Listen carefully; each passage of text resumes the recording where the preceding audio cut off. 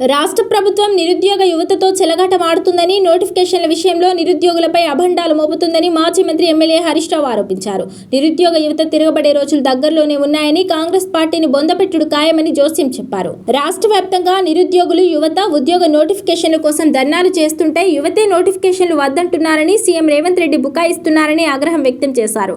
2.5 ఏళ్లుగా యువత ఉద్యోగాల కోసం ఎదురుచూస్తుంటే ప్రభుత్వం నోటిఫికేషన్లు ఇచ్చిందే లేదని విమర్శించారు.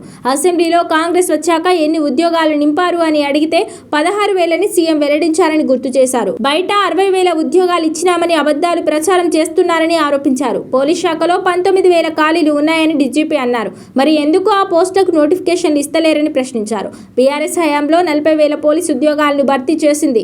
ఈ కాంగ్రెస్ హయాంలో ఇప్పటి వరకు ఒక్క పోలీస్ నోటిఫికేషన్ కూడా రాలేదని పేర్కొన్నారు. మెగా డిఎస్సి అంటూ ఊరించి దగా డిఎస్సి చేశారని, ఖాళీగా ఉన్న ఎస్జిటి, స్కూల్ అసిస్టెంట్ పోస్టులకు మెగా డిఎస్సి విడుదల చేయాలని డిమాండ్ చేశారు. జాబ్ క్యాలెండర్ 2 లక్షల ఉద్యోగాలు ఇస్తానన్న రేవంత్ రెడ్డి ఇవాళ హోటళ్లలో పని చేసుకోండని నిరుద్యోగులను అవమానించే విధంగా మాట్లాడుతున్నారని హరీష్ రావు మండిపడ్డారు.